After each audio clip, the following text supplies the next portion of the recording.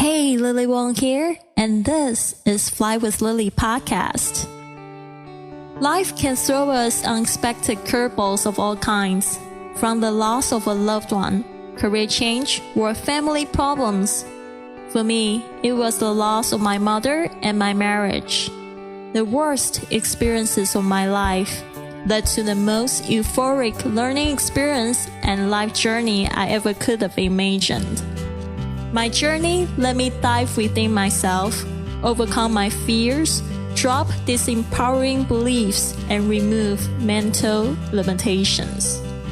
From motivation, language learning, business, nomadic life stories, or world travel, to just plain dropping your baggage, Fly with Lily podcast offers the inspiration you need to open yourself to this world of opportunities without limits. Welcome to Fly with Lily episode 2. This is your host, Lily Wong, and I want to thank you for joining me in this podcast. In episode 1, I shared my vision for my future podcast and told you a bit about myself. In this episode, I decided to dive in a little deeper and let you get a sneak peek of what actually happened behind the scenes to allow me to have this kind of lifestyle. I'm often asked how I get to travel so much. Well, traveling has been my greatest love since I set foot on foreign land for the first time in 2005.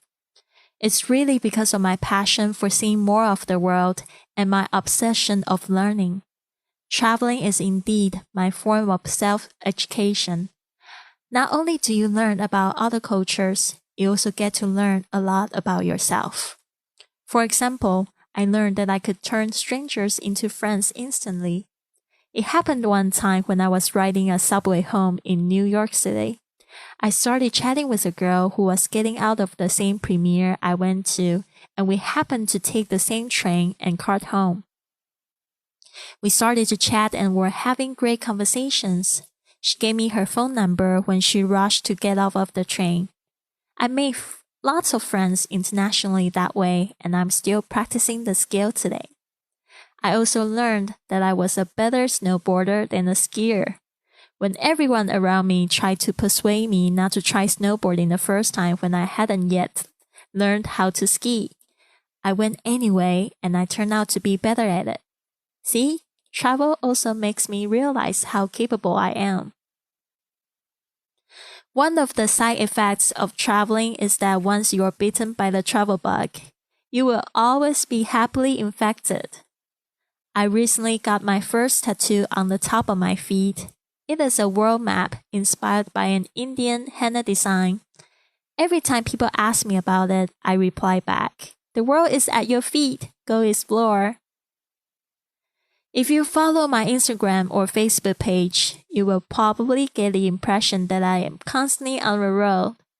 You see me vacationing under the Caribbean sun or in Barcelona visiting Gaudi's museum.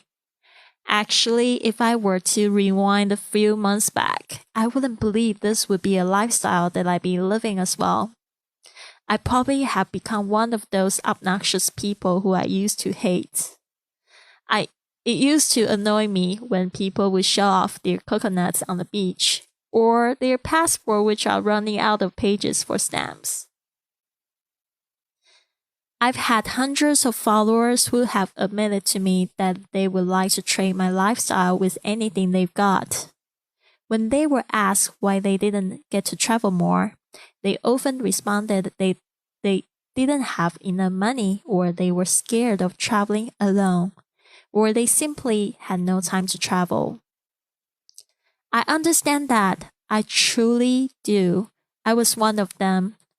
Though traveling doesn't necessarily cost a lot of money, it takes a lot of time to explore and enjoy.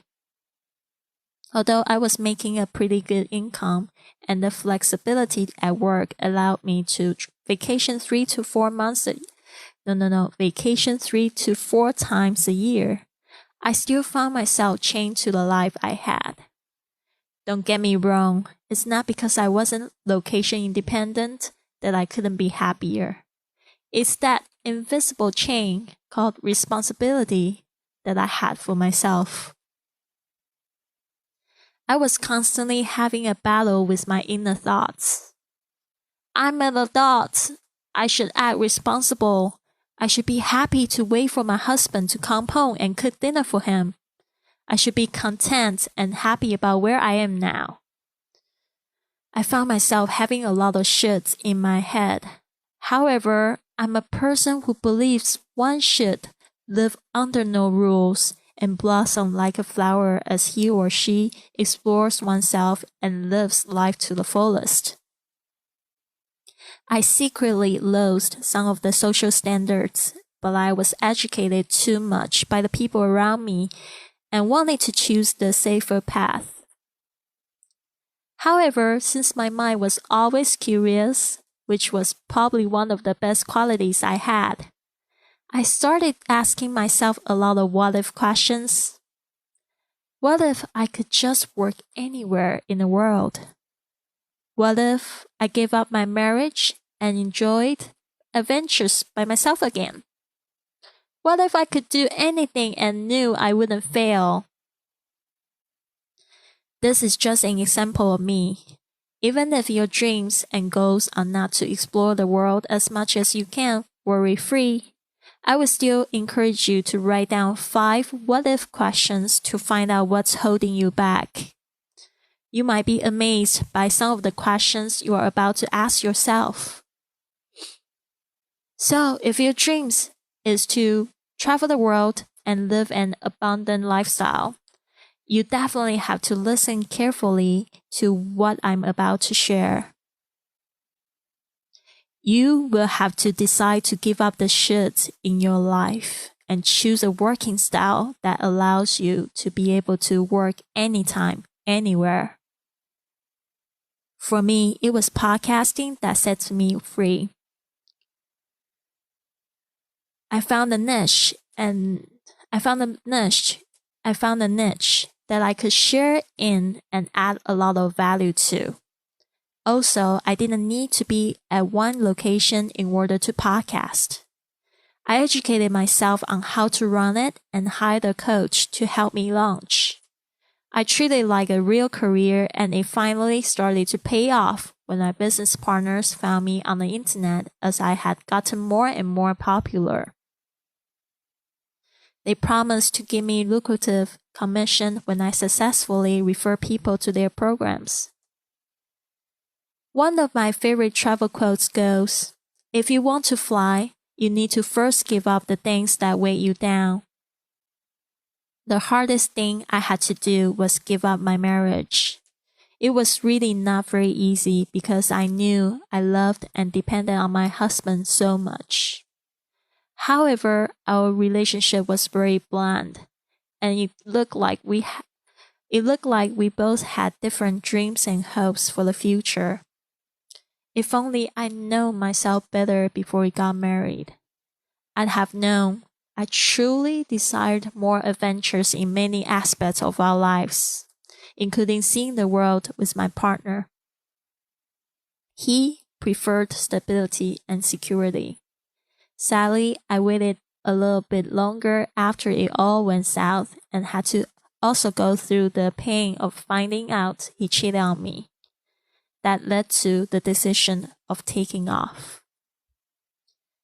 After my divorce, it seemed that I had lost my home, 3 lovable cats, our circle of friends, and probably my best friend. But because of that, I began to add more positive things into my life. I was originally traveling with 2 suitcases when I first came to America, and then they turned into a backpack, which fit my whole life with no problem. I also realized that I didn't really need much in order to be happy. I came to the world with nothing anyway. And then I finally got the support I truly have desired for a long time. Through an acquaintance, I joined the International Travel Club, and the friends I made there became my mentors, my study companions, and my travel buddies. We shared similar standards, and we loved self-improvement as well as exploring the world. They opened their arms to welcome me and even their homes when I desperately needed a place to crash. We influenced each other by sharing our deepest secrets and desires. Our connections were genuine, and they have been supporting and encouraged me throughout my journey. What's more, as a representative of this awesome club, I got to earn incentives to travel when I refer members to it. You probably would think it's too good to be true, but I've been on more than 12 paid vacations ever since I signed up. I sincerely want you to win. So in order to travel like a jet-setter like I am, there are just a couple of things that I would like to recap. 1. You need to find work that gives you leverage. 2. It is giving up the things and people that weigh you down. 3. Find a support group that gives you the right resources and encouragement you need. Most importantly, have faith. Have faith that you deserve to live your true potential and be happy. This road to your dream life won't be smooth, but it will be well worth it. Even if you fail, it's feedback for the next comeback. I failed quite a bit, as you can see from my stories in episode 1. I failed my marriage, some of my business attempts, and the relationships around me. I came from nothing, but I used it to my advantage. I turned out to be better than okay. Remember that it's like working out. The more you exercise the muscles, the stronger you become. So I look forward to seeing you on your journey. This has been another episode of the Fly with Lily podcast. So what now? Go to FLYWITHLILY.com to download my gift for you to help work on your abundant lifestyle, or contact me directly for a consultation. This show takes a lot of work and planning, so if you enjoyed it, please consider a 5-star review on iTunes, following on Facebook and Instagram at FlyWithLily, or come up and give our crew a hug on the street when you are on your journey. Thanks for listening, and remember, life's curveballs can be your best opportunities.